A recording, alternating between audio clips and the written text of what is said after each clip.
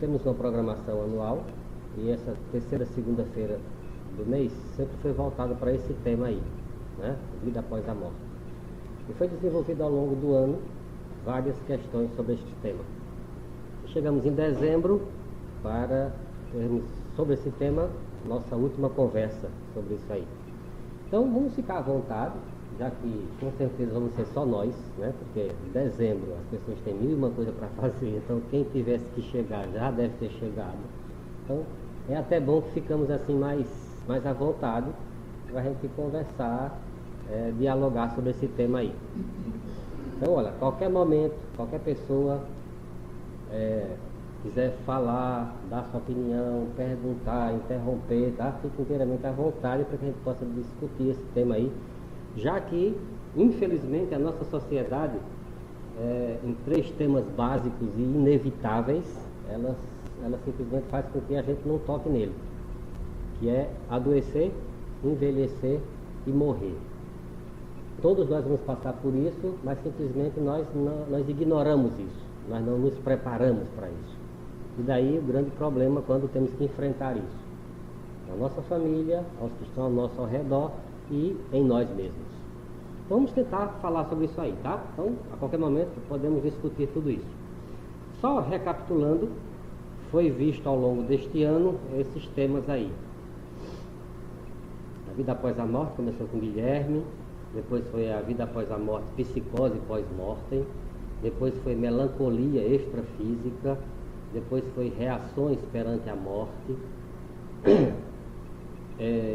a intermissividade, considerações ao processo de dessoma, que nós usamos mais esse nome aqui, para quem estiver vindo pela primeira vez, nós não gostamos da palavra morte, porque ela não é real, ela não transmite um fenômeno como ele realmente acontece.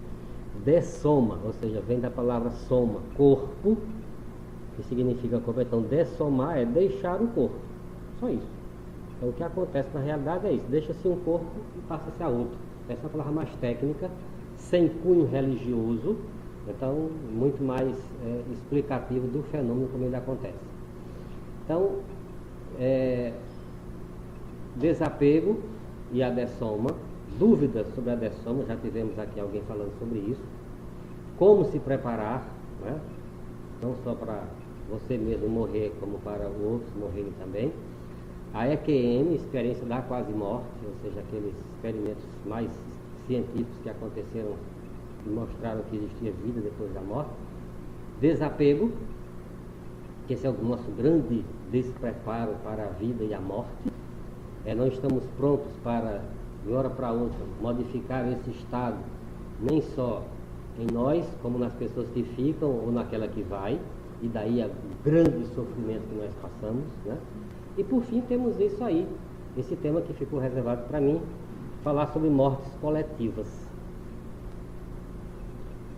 No interior, eu sou do interior, as pessoas às vezes quando alguém morria, aí fazia aquele cortejo todo, né? Quando chegava na hora de enterrar o caixão, então tinha gente que dava assim o maior espetáculo do mundo, né? Porque fui ele, não fui eu, não sei o que lá, mas na hora que botava o cara lá dentro, e ele e jogava a primeira pá de terra, ele não queria ficar no lugar do outro, mas de jeito nenhum, tá? Então, ficava lá naquela, o Deus nos acuda, mas o cara não queria ficar.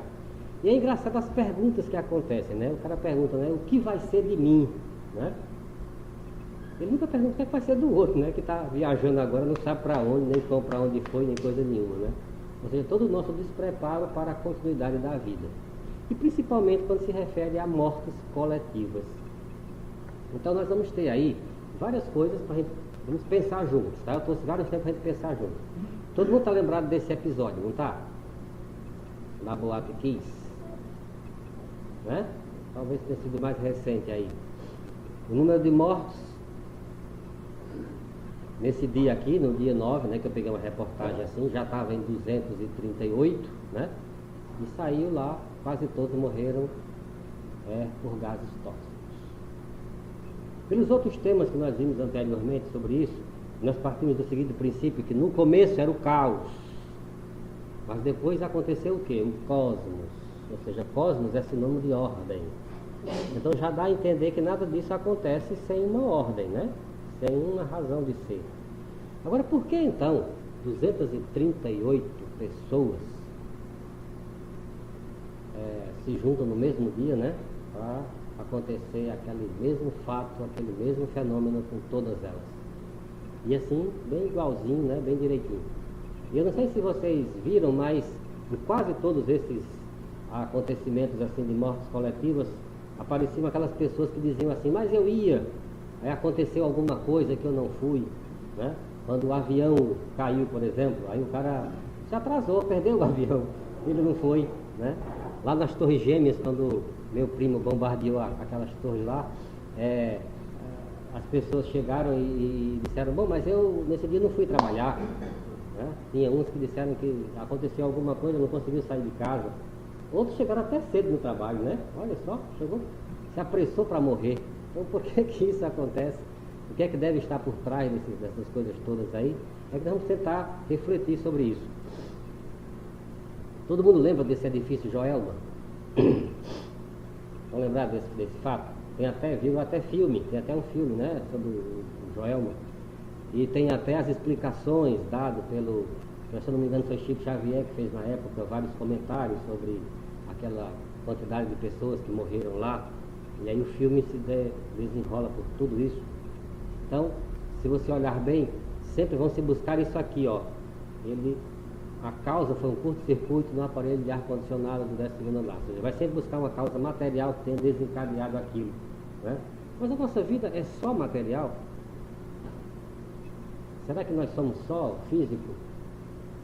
Então, se não somos só o físico, tem que existir outras causas também, né? Porque não pode existir uma causa que se sobreponha a outra. Às vezes uma causa anula a outra.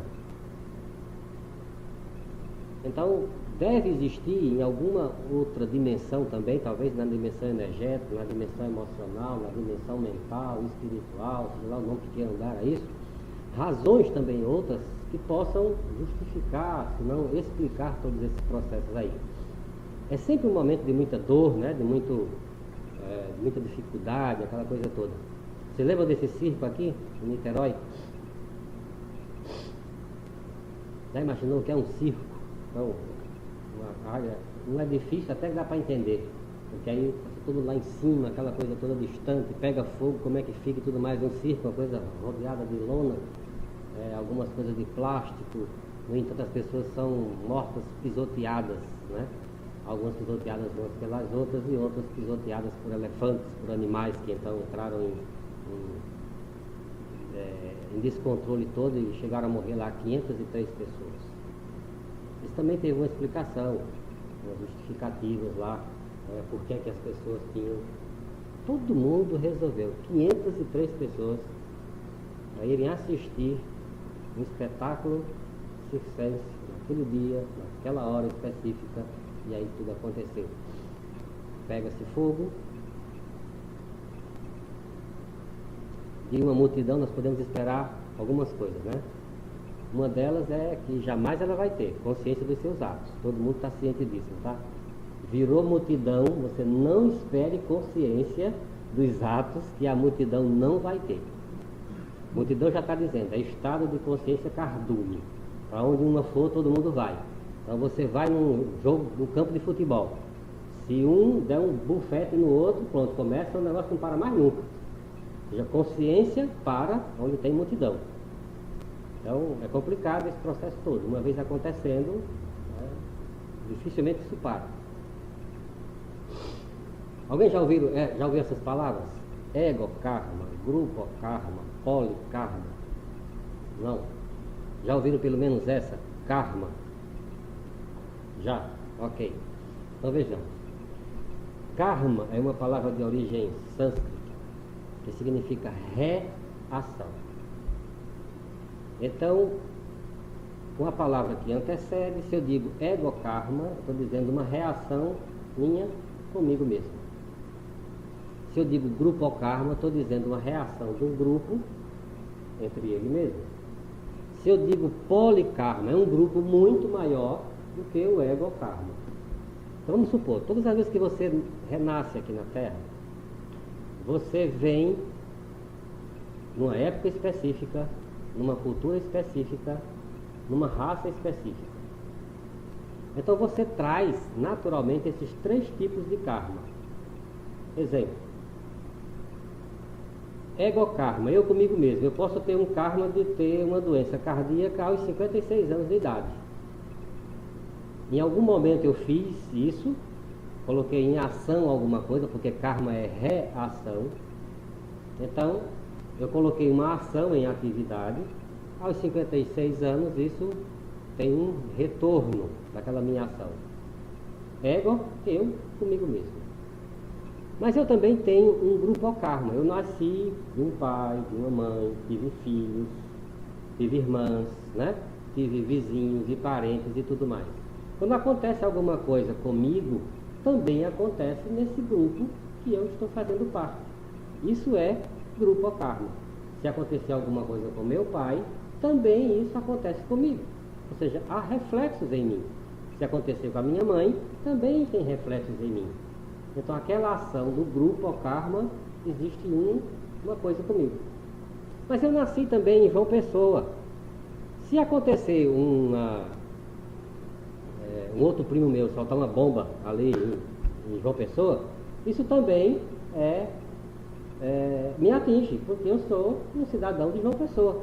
Eu não tenho vínculos pessoais com todas as pessoas de João Pessoa, mas eu tenho vínculos com isso ali. Se um governo tomar uma medida, um governo estadual, ele vai atingir todas as pessoas do estado. Isso é polikarma. Deu para entender?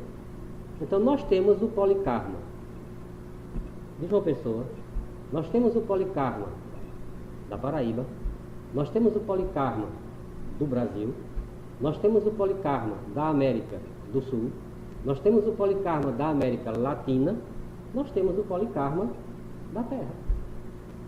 Certo? Polikarma é sempre algo maior, que abrange uma quantidade maior de pessoas. Grupo karma, um grupo restrito onde eu me relaciono. E egokarma, eu comigo mesmo. Vamos colocar isso agora dentro das mortes coletivas. Essas pessoas que se reuniram para ter uma dessoma em conjunto, elas deviam ter o quê? Um egokarma, que as possibilitavam ter aquele tipo de dessoma.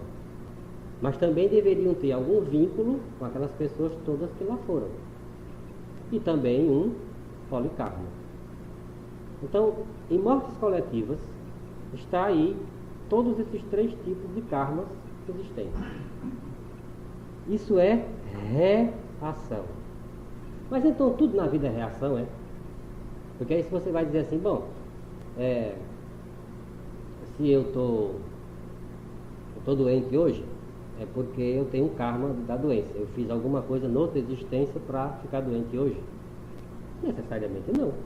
Eu posso ter feito um monte de coisa nessa vida mesmo, não é isso? Estar doente agora por causa disso. Eu posso estar doente sem ser karma. Vocês acham que pode? Sim. Vocês acham que todo o universo é regido por uma única lei? Só existe o karma para fazer isso? Provavelmente existem trilhões de leis que nós já até ignoramos um monte delas. Uma delas, eu vou falar mais adiante, chama-se a lei de sucessão. Uma coisa sucede à outra sem necessariamente ser causa ou efeito da outra. A pessoa adoece porque a doença sucede à saúde. A pessoa está saudável e ela vai adoecer. Porque depois da saúde vem a doença. E depois da doença vem a saúde. Sem necessariamente uma coisa ter vínculo com a outra. Eu não posso ser taxativo de dizer que uma coisa é decorrente da outra. Estamos de noite. Por quê? Porque a noite sucedeu o dia. Mas a noite não é preta porque o dia cometeu um pecado, e aí ele está pagando o karma dele em a noite ser preta. Não tem nada a ver uma coisa com a outra.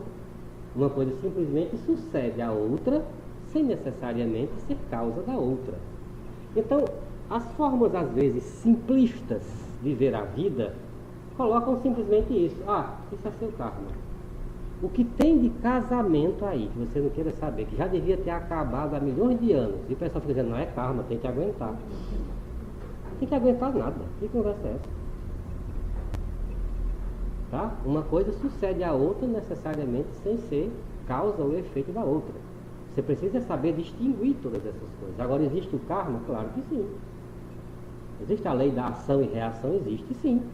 Ela começa desde o mundo físico. Ao fazer isso, eu pus uma força e o objeto respondeu com a mesma força contrária na minha direção. Isso foi que Newton descobriu. Isso é no mundo físico. No mundo energético também existe essa mesma lei. No mundo emocional existe essa mesma lei. Essa é a contribuição dos hindus. Eles colocaram esta lei muito antes que os ocidentais pudessem imaginar que existisse ação e reação. Newton ficou famoso, né, por ela, né? Mas a ideia já existia há muito tempo atrás. Só que era aplicada às atividades éticas, morais e espirituais.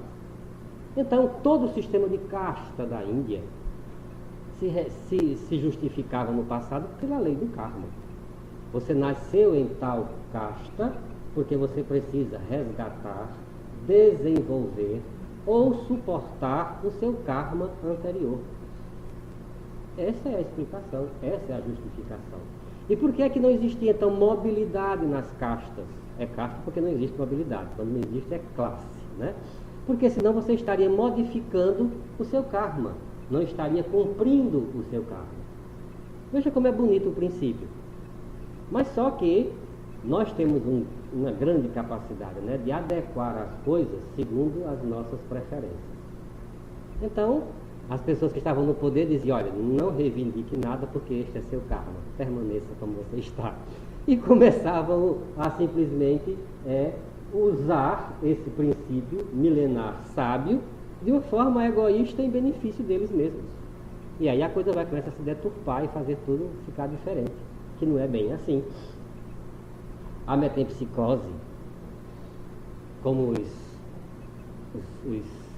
egípcios falavam, que é uma tradução para reencarnação hoje, é uma palavra que significaria que você, estando na espécie humana, na próxima encarnação, se você não se comportasse direito, o sacerdote dizia, você vai reencarnar como porco, ou como boi, ou como outro animal qualquer. Ou seja, voltava numa forma inferior à forma humana. E nunca existiu isso. Mas o sacerdote colocava isso para benefício próprio de manter o poder sobre o povo. É isso que tem acontecido com relação à morte, à doença e ao envelhecimento. Nada dá mais dinheiro hoje em dia do que a doença. Não é a saúde. Saúde não dá dinheiro, por isso ninguém investe na saúde. Todo o procedimento que possa existir é para doença. É a manutenção da doença, é o acréscimo da doença, é a indústria da doença que existe. Porque é isso que faz as coisas se movimentarem. Já imagina um homem saudável, que lucro ele dá? A ninguém, principalmente a indústria farmacêutica. Então há uma deturpação do processo todo quando se trata de manipulação das coisas. Então, o mundo religioso sempre foi um mundo voltado para o poder sobre as pessoas. O mundo das doutrinas sempre foi um mundo para manter as pessoas dentro de uma visão estreita, sempre restrita, para que ele pudesse manipular. Nunca foi uma ideia libertadora. Quando eles falam libertação, é matar os outros para que eles assumam o poder. E aí estão as guerras santas, essas coisas todas por aí. Então, o que é que isso tem a ver com esses conceitos todos? Por quê? Independente da interpretação que o homem possa dar para o fenômeno existe. Então, quer a gente entenda, quer não, as mortes coletivas, elas continuarão existindo. Quer a gente goste ou não, elas continuarão existindo. Quer a gente queira ou não, elas continuarão existindo. Então, a única coisa sábia que nos compete é tentar entender e viver da melhor forma possível dentro de um fenômeno que nós não podemos modificar. Elas vão continuar acontecendo. Vai continuar caindo avião, vai continuar pegando fogo, vai fazendo tudo. Se tal explicação já é suficiente para você, tudo bem. Se não é, busque um pouquinho mais que você vai encontrar mais coisas. Dúvidas com relação a isso? Eu posso modificar meu carro? Pode. Nós temos um grande poder, o poder de escolha. Ego-karma, suponhamos, eu dou um tiro na cabeça, pum. É uma escolha minha. Quando eu fiz isso, eu comprometi o meu corpo físico, que aí vai ter uma reação, e eu comprometi também o meu grupo-karma, tá? Vou explicar como. Mas esse ego-karma, próxima existência que eu vou ter, aquele impacto causado pela bala aqui assim, pode trazer uma formação defeituosa neste meu lado, de onde eu dei o tiro, suponhamos. Isso é ego-karma. Dificilmente eu vou modificar isso, porque tem uma estrutura fisiológica agredida. Como eu vou viver isso? Aí eu posso tornar isso duas asas que me libertam, ou duas asas que me levam para o quinto dos infernos. Se ao invés de eu procurar entender, melhorar e sair disso com maior sabedoria, eu alimentar revolta, mágoa, medo e tudo mais, não está resolvendo nada. Não é só cumprir o karma que liberta você. Porque o karma, como qualquer lei do universo, é educativa, não é punitiva. Então a qualquer momento eu posso modificar isso. Só que quando eu dei um tiro na minha cabeça, eu também tinha compromisso com outras pessoas. E aí, como é que ficam as outras pessoas que eu tinha um compromisso com elas? Eu era livre para ir ou não, mas eu também comprometi o grupo, então ficou lá grupo karma. Eu tenho essa liberdade para fazer isso, mas eu começo a comprometer. Chegando a um ponto de que na próxima eu dou outro tiro de novo, na próxima outro tiro, eu venho sem mão, sem nada, para ver se eu não consigo mais atirar, sabe? Para ver se não consegue mais, para ver se consegue ver de outra forma. Para você entender de outra forma, não é para te punir, é para entender. Então na hora que você é instruído, aquele karma perde o sentido de ser, porque não há mais razão para aquilo acontecer. Então você pode aprender com a experiência do outro, sem necessariamente passar por aquilo. E aquilo que é grupo karma, passar a ego karma. Se a pessoa que usou muito o suicídio entender o valor da vida, ela não precisa passar pelo sofrimento de tudo isso. Foi ensinado a ela que a vida é importante. Quando alguém tenta se suicidar, ele está desvalorizando a vida. Então eu posso modificar a qualquer momento, eu tenho liberdade para fazer isso. Cumpri-lo, aceitá-lo ou não aceitar. Tudo isso com consequências, com outros karmas sendo gerados, outras ações sendo geradas, né? Tudo bem? Podemos passar? Veja bem, essas dessomas coletivas, elas podem ter causas naturais ou causas humanas, vocês concordam comigo? É aí que está um grande problema que a maioria está confundindo tudo. Causas humanas. Vocês têm ideia de quantas guerras nós fizemos ao longo da nossa história?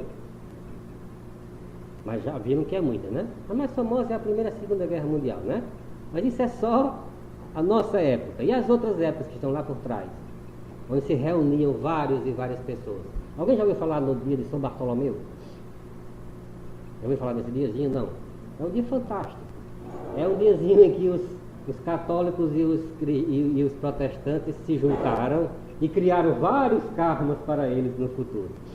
Então marcaram um encontro numa igreja, e quando todos os católicos entraram, os protestantes fecharam e botaram fogo nas igrejas. Tá certo? Então, mortes coletivas. Aí você vai dizer, isso era ação ou reação? Porque estava acontecendo? Não, porque todo mundo já tinha uma dívida anterior, por isso se reuniram? Não, senhor.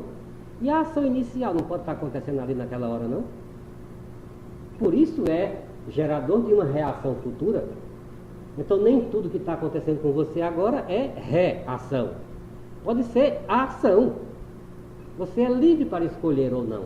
Entende? Então nem tudo você pode dizer, isso é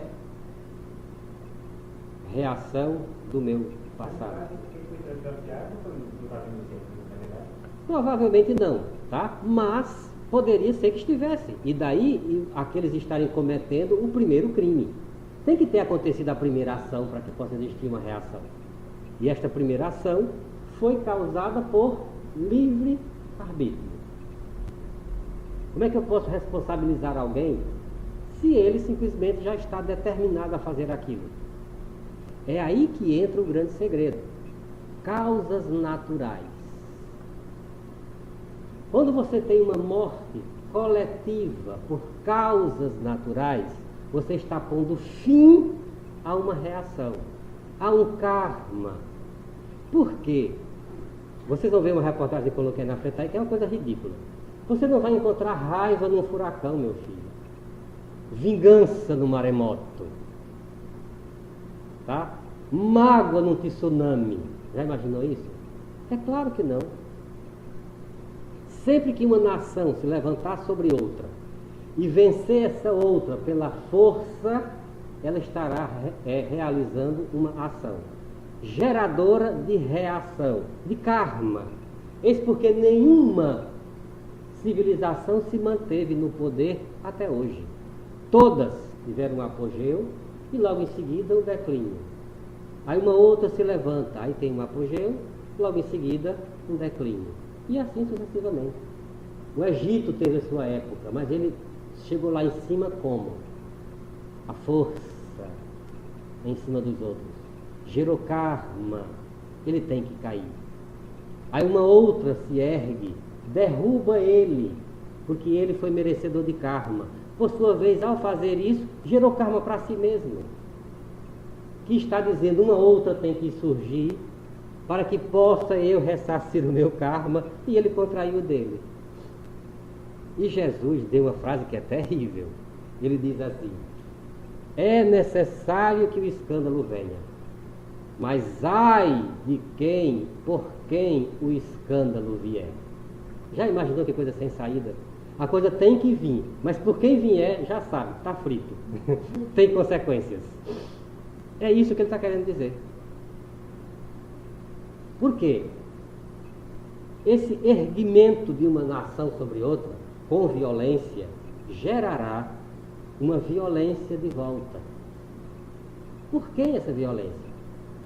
Por uma outra nação, pelas vítimas dele, também pode ser, porque eles estão sempre renascendo num canto outro no outro. Então eu sou contra os egípcios, aí acaba com os egípcios, amanhã nasce egípcio para deixar de ser besta.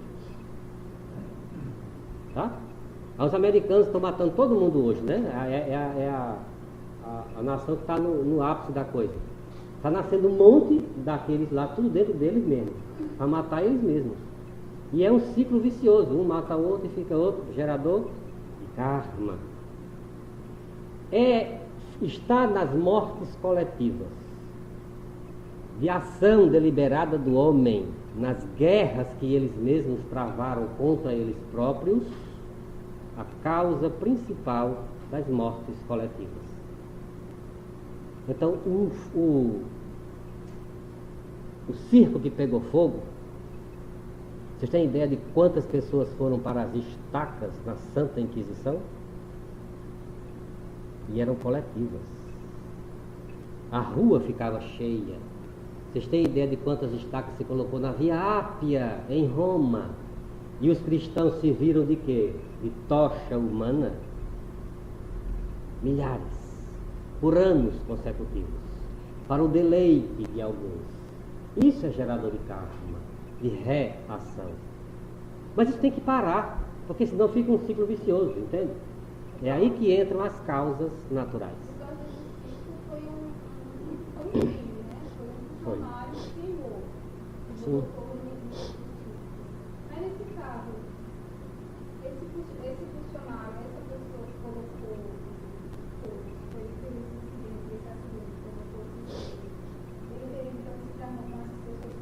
Todas. Imagina o karma de Adolfinho. Como será? Se existisse somente essa lei do karma, você acha que isso teria saída? Não tem saída. Tá certo?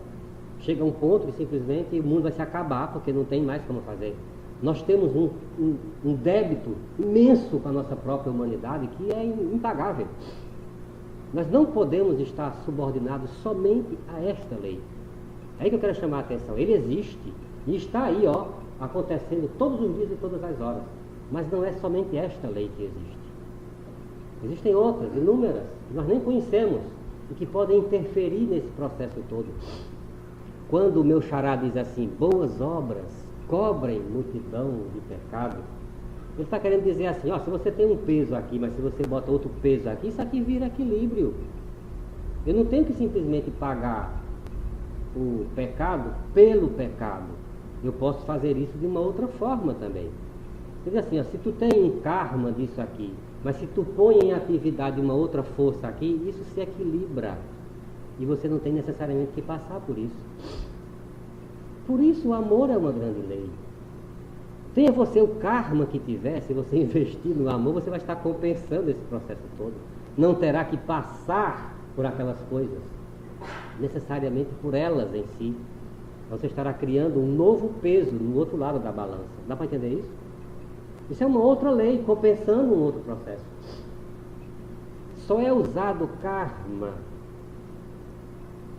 na lei de Talião, olho por olho, dente por dente, quando não tem mais opção. Essa é a última opção. O primeiro processo de evolução é amor. O segundo é inteligência. O terceiro é que é a dor. E tudo isso não está querendo punir a gente. Tudo isso está querendo nos educar. Educou, acabou. Não tem mais que passar nada sobre isso. Então, imagina, se Adolfinho tiver que ressarcir a vida de todos que ele tirou, que mandou tirar, ele não vai sair dessa nunca. Na hora que ele entender o valor da vida, ele volta aqui e com a força e disciplina que ele tinha, de manter a ordem e os objetivos dele, ele faz uma obra qualquer que compensa tudo o que já passou. E aprendeu, acabou. Todo o processo se acaba.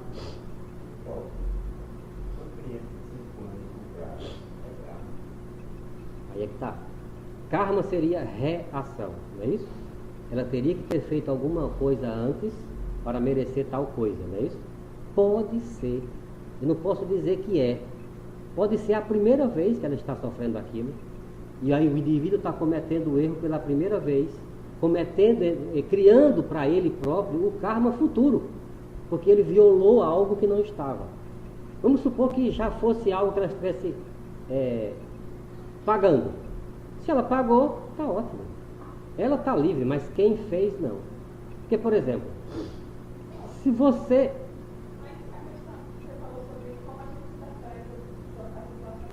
Isso, perfeito.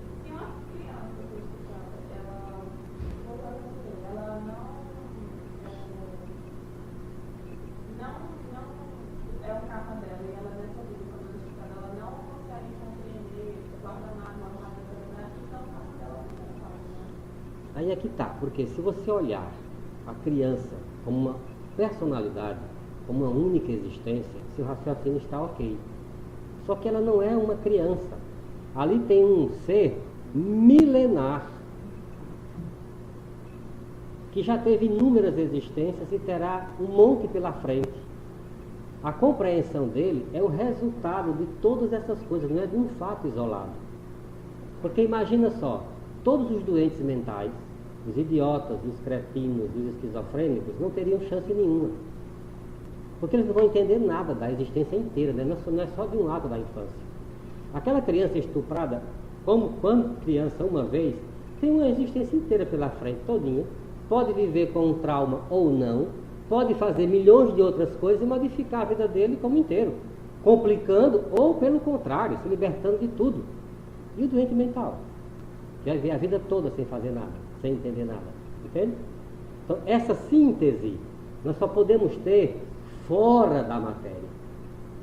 Nós não temos condições de avaliar a complexidade do processo olhando somente uma existência.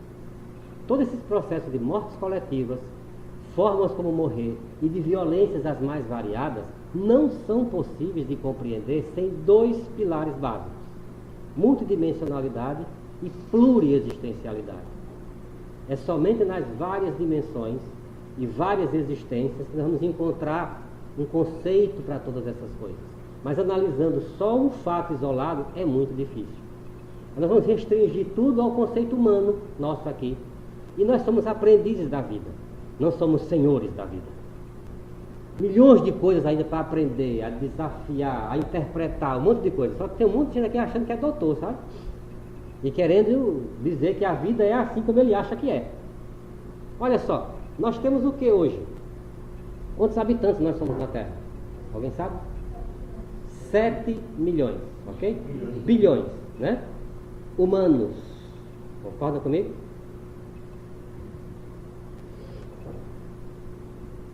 Vivendo num planetinha que é o terceiro de um sistema solar, não é isso?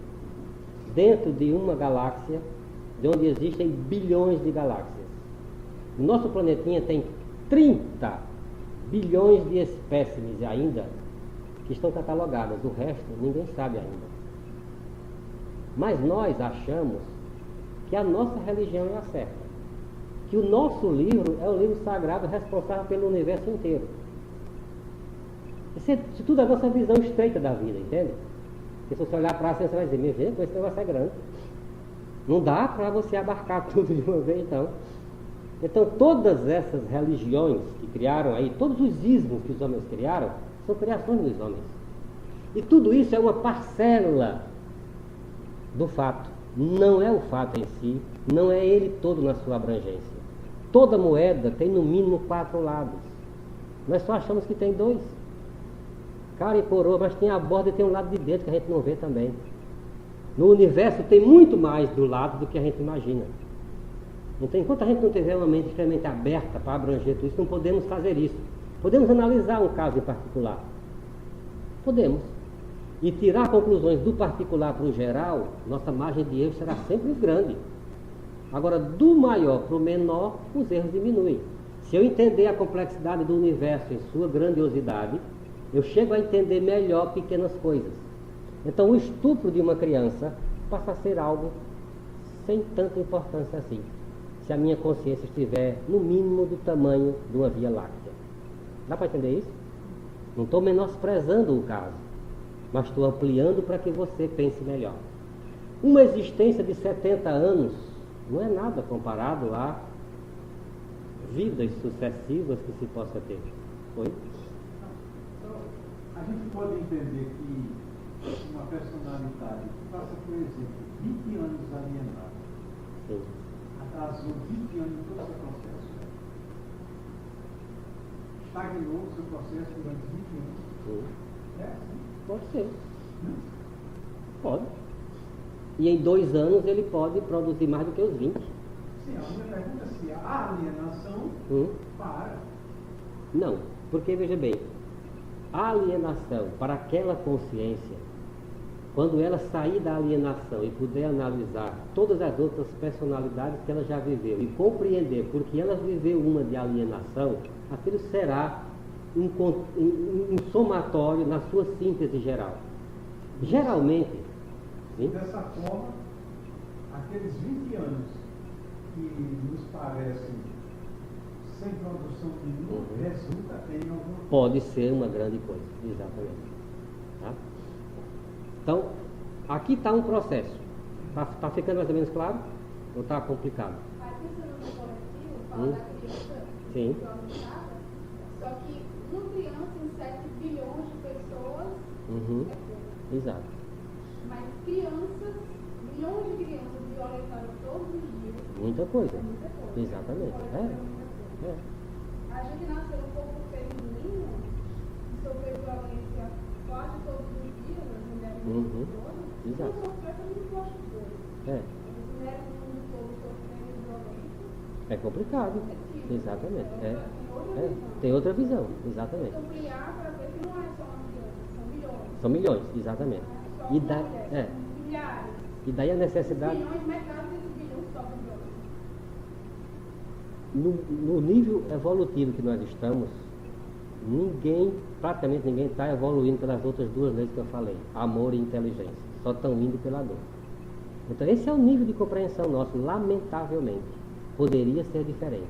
Mas se cada dia que passar a gente conseguir ampliar isso e mostrar às pessoas que elas são maiores do que isso, cada uma pensando, esse pouquinho um dia se torna maior e essa massa crítica pode mudar. Mas tem que começar por aí. É não aceitando jamais que uma criança seja violentada. Tem que começar por aí. Agora, começar com uma outra compreensão. Na hora que você matar o violenta, como é? O que praticou a violência, você está fazendo o mesmo ciclo novamente. É implantar um novo sistema de valores, de ética e principalmente de amor que pode modificar isso. Não tem outro caminho. E o caminho é educativo. Então, é preciso que tenha prisões, porque tem pessoas que não podem viver em sociedade, eles são danosos a si e à sociedade. Exterminá-los é a maior ilusão que pode existir. Não adianta. É vincular-se a esse indivíduo. Então, todo aquele diz assim, vou resolver o problema agora, mato você e acabou, não tem outra. Próxima existência estão os dois coladinhos. Eu quero ver meu primo, Bin Laden, tá certo? Com um Bush na próxima existência. Os dois ali juntinhos, um alisando o cabelo do outro. Porque é isso que vai acontecer.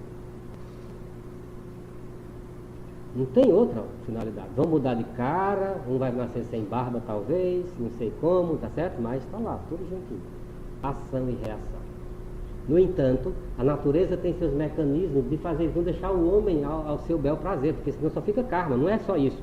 Então, causas naturais é uma interrupção no processo de reação. Quando a natureza faz, ela não faz, ela é violenta sim, tá? Mas ela não faz pelas razões que o homem faz. E aí não tem repercussão contrária. Para o processo ali. Quem aproveitou daquele momento para aprender, resolveu seus karmas. Quem não, virá novamente para aprender de outra forma. Porque não é só passar por ele que liberta não, viu, minha gente? Dá para entender isso, não dá? Você tem que compreender e superar internamente. Aí você passou. Então você vai passar pela mesma experiência não sei quantas vezes. Ah, mas o meu marido tinha que ficar com ele 20 vezes. Fique, tá? Se você não entender, você pode resolver o problema do karma com ele com 20 dias. Basta você entender. A não ser são 20 existências. Tá? É só porque nasceu, morreu, ficou lá, não compreendeu, não superou, não tem nada resolvido. Vai manter o mecanismo em atividade. Olha só, isso aí eu peguei de um jornal. Ó. Nas mortes coletivas, como no caso tão dramático ocorrido na Ásia, provocado pela fúria das ondas gigantes, tá? Isso não existe. Conhecidas por tsunami, nos recentes desastres aéreos e em diversas outras provocadas pela fúria da natureza, tá? É aí que está o grande erro. A natureza não faz isso, você nunca vai encontrar um furacão aí querendo se vingar de alguém, magoado, sabe? Ah, eu estou magoado, vou acabar com os homens. Eles são tão ruins. Nada disso. Pelo contrário, foi processo natural. Não houve aquele homenzinho que colocou fogo, que tocou, não sei o que lá, tá certo? Então, a natureza se encarregou do processo todo, é isso que vai acontecer. Senão vai ficar esse ciclo vicioso o tempo todo. Entenderam a diferença? E é uma diferença fundamental. No caso de uma morte coletiva, por exemplo, a gente considera um caso natural? Olha, a natureza pode usar algumas coisas que os homens fazem para desencadear alguma coisa, mas não tem como garantir. O curto-circuito muitas vezes é negligência de manutenção. Você não tem ideia do karma dos governantes.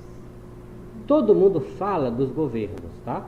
Não queira estar na pele de algum. Porque quando algum governante, seja ele que nação for, toma uma deliberação, assina um papel, e aquilo repercute na vida de não sei quantas pessoas, que ele nunca tomou conhecimento, nem conhecerá, mas pela natureza ele responde por cada ato desse. Ele pode até morrer como nós fazemos aqui, aplaudindo. Quando morre um político é tão bonitinho, né? Todo mundo vai lá e faz aquela fila atrás, né, para se despedir do cara e tudo mais, né? Não sabe isso? Pois é. Já falei isso aqui antes, né? Eu saio do corpo consciente desde que sou criança. E eu vi, tá? Humberto de Alencar Castelo Branco, nosso presidente, lá, numa pocilga, feito um porquinho lá, como ele estava, para resgatar uma infinidade de coisas que ele fez. Não é tão simples assim. Então, quem quiser cargo público, é bom saber o que está querendo fazer. Porque você está pegando um polikarma, um grupo-karma. Não pense que você roubou que ninguém viu. Isso não existe não, tá, meu filho? O processo é de leis naturais. Que você vai fazendo, tem ação e tem reação. Se você roubar isso aqui meu, ninguém nunca souber, nem ninguém nunca viu, você continuará sendo ladrão. Se você não roubar e o mundo todo lhe acusar, você não passa a ser ladrão porque o mundo disse que você é ladrão. Dá para entender isso? Ok. Então, ó, cuidado com esse processo aqui, ó. Fúria da natureza. Não existe, tá? Não existe isso. Só para complicar, né? Já que está muito fácil de entender. Existe karma. Já falamos sobre ela, todo mundo, a gente tem um vislumbre do que seja essa lei. É muito complicado esse processo todo. Para você ter uma ideia, o orientador evolutivo, quando você vai renascer aqui, é um cara que faz essa organização. Então ele organiza você desde a sua genética, a famíliazinha que você vai nascer, a época que você vai nascer, a cultura que você vai nascer, as previsões do que pode ou não acontecer, se aquilo vai ser evolutivo ou não para você. Então é um cara que tem uma visão, minha filha, que você não tem nem ideia das implicações que esse cara tem. Surge depois uma outra palavra também, de origem sânscrita, que é Dharma, né? Que é uma corruptela de karma. Que eles tentavam dizer assim, bom, karma é coisa ruim, Dharma é coisa boa. Se eu for uma pessoa boa, então eu vou ter reações boas, isso não é karma, é Dharma. Não tem nada a ver uma coisa com a outra, é só para justificar isso. Porque os antigos diziam isso. É daí de onde surge o ascetismo. Todo mundo sabe o que é o ascetismo, não? Se eu falar alguma coisa doida aí, vocês parem e me perguntem que eu digo o que é. Mas você já ouviu falar que antigamente existiam aqueles homens que renunciavam à sociedade toda, iam para as cavernas em busca da iluminação e viravam ascetas. Estão lembrados disso? Então, dentro do hinduísmo foi que isso surgiu. Então, os ascetas diziam assim, olha, o cara dizia, não, mas eu preciso fazer a coisa boa, eu tenho que fazer caridade, amar, ajudar os outros, tudo isso é bom. Eu tenho que quebrar então o ciclo do samsara, que é o ciclo da reencarnação, nascer e renascer, nascer e renascer. E eles diziam, o processo é nascer para quebrar este ciclo, isso é que é a liberdade. Quando você estiver no ciclo, você não está livre. Então, se você é uma pessoa boa, terá que colher o Dharma da bondade, porque é reação. Colocou uma ação em atividade, vem uma reação contrária. Então, a ascetismo diz, vamos ter que parar com isso. Como? Não fazendo nada. Então, eu cruzo os braços. Vou para uma caverna e fico lá, não faço nada. Com isso eu quebro o ciclo das reações. Entendeu como é que é? Aí cria essa palavra Dharma, que é um equívoco. Aí depois aparece Buda e diz, não, o processo está errado, os hinduístas estão equivocados. Se eu estiver falando demais, vocês falam, porque se deixar eu falar desses assuntos eu não paro mais nunca, tá? Aí Buda começa a complicar o processo todo. Quando ele começa a botar a ideia de que não é não agir, é agir corretamente. E ele coloca esse adjetivo lá no fim que complica tudo. É quando ele rompe com o hinduísmo e cria uma nova filosofia de vida. Graça é uma outra lei. O que é a graça? É uma coisa que você recebe sem merecer. É o contrário do Dharma. Você não merece ela, por isso você tem. Primeira graça, sua própria vida. A sua própria existência foi lhe dada de graça, sem que você fizesse nada por merecer. Deus criou você por vontade dele, sei lá como, quando ou porquê. Estou chamando Deus porque não tem outra palavra. Mas antes de tudo isso não existia ação e reação, mas você existe hoje. E o mundo da graça é o que mais está presente na nossa vida. Muitos de nós não merecemos o ar que respiramos. Nós estamos respirando 24 horas por dia, poluindo o ar dos outros, sem respeito nenhum por si e pelos outros, e no entanto continua existindo. Isso é a lei da graça, dizendo, aproveita, observa o que eu estou te dando, de graça. A natureza toda. A natureza É toda uma graça. é uma graça. Veja que essa é muito mais presente e a gente não se dá conta disso. Alguém quer saber o valor do ar? Tem uma crise aí de pulmonar. Vá ali para a Unimed, passe 5 dias hospitalizado, tomando oxigênio. Quando chegar a conta da White Martins, você vai ver o quanto é o valor do oxigênio. Até lá, você respira todos os dias, 24 horas por dia. Mas não tem a grandiosidade de reconhecer isso. Nós temos cerca de 500 músculos no corpo. Só nos damos conta de um quando tem um torcicolo. Olha como meu pescoço está doendo. Isso dura o quê? 2, 3 dias de uma existência de 70 anos. E a gente não para agradecer os 500 e tantos músculos, todos eles funcionando 24 horas por dia, sem gerar dor alguma. 207 ossos. Só lembramos de um quando ele se quebra. Articulações perfeitas. Nenhuma máquina funciona tão bem assim. Tudo isso de graça. Não é só karma, não é só reação, mas a lei da graça permeia tudo isso. E se a gente se embelezasse com ela, se a gente tivesse um pouco de compaixão, se envolvesse com isso, teríamos muitas razões para agradecer tudo isso. A nossa qualidade de vida começaria a mudar, porque o que temos a agradecer é inúmero. Mas nós lembramos o quê? 80 anos de existência. Aí caímos uma vez, quebramos um osso. É só a história que a gente conta aos nossos netos. Quando eu tinha tal idade, eu caí, quebrei. Passei tantos dias com o pé inchado, e foi assim, foi assado. Não tem outra coisa na cabeça. É sim. Auto-ignorância, hetero-ignorância, manipulação da sociedade que não quer que a gente seja esclarecido, que a gente melhore de nenhuma forma. Nossa sociedade é uma sociedade patológica. Nossas religiões são doentias, viraram comércio hoje em dia. Nossa filosofia é apologista do suicídio. Nossa ciência, e cientista hoje é o quê? Um circo para as pessoas se apresentarem. Não se valoriza a vida, mas o que é que se valoriza? O que der dinheiro. As pesquisas são feitas naquilo que derem dinheiro e não na sua libertação. Observa, nossos costumes estão todos voltados assim. Sucessão, já falei dela também, não já? Já imaginou a primavera com raiva do outono porque ela veio depois dele? Ou então uma sendo a punição do outro?